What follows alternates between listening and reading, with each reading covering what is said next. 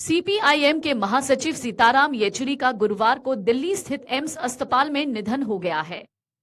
सीताराम येचुरी के निधन के बाद दिल्ली स्थित सीपीआईएम के कार्यालय का झंडा आधा झुका दिया गया है।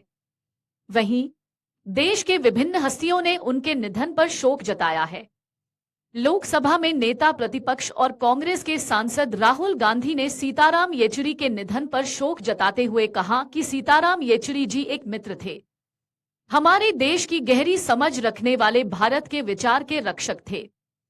मुझे उन लंबी चर्चाओं की याद आएगी जो हम करते थे। दुख की इस घड़ी में उनके परिवार, दोस्तों और अनुयायियों के प्रति मेरी हार्दिक संवेदनाएं।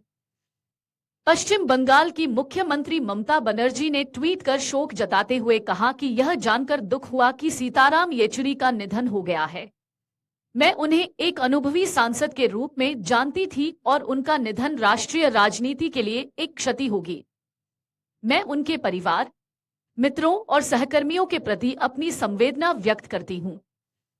कांग्रेस नेता जयराम रमेश ने सीताराम येचुरी के निधन पर शोक जताते हुए कहा कि एक बहुत ही अच्छे इंसान, बहुभाषी, पुस्तक प्रेमी, व्यावहारिक सोच वाले, एक अटल मार्क्सवादी, सीपीएम के एक स्तंभ और एक बेहतरीन सांसद, जिनकी बुद्धि और हास्य की समझ अद्भुत थी। बेहद दुखद है कि अब हमारे बीच नहीं रहे।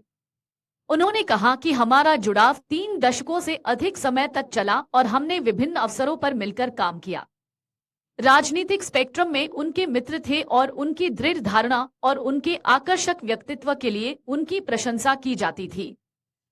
आप हमें बहुत जल्दी छोड़कर चले गए, लेकिन आपने सार्वजनिक जीवन को बहुत समृद्ध किया और आपको कभी नहीं भुलाया जाएगा।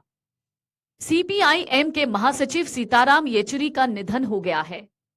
वो पिछले कई दिनों से दिल्ली स्थित एम्स अस्पताल में भर्ती थी। प्राप्त जानकारी के अनुसार एम्स में 72 साल के सीताराम येचुरी का अक्यूट रेस्पिरेटरी ट्रैक्ट इन्फेक्शन का इलाज चल रहा था।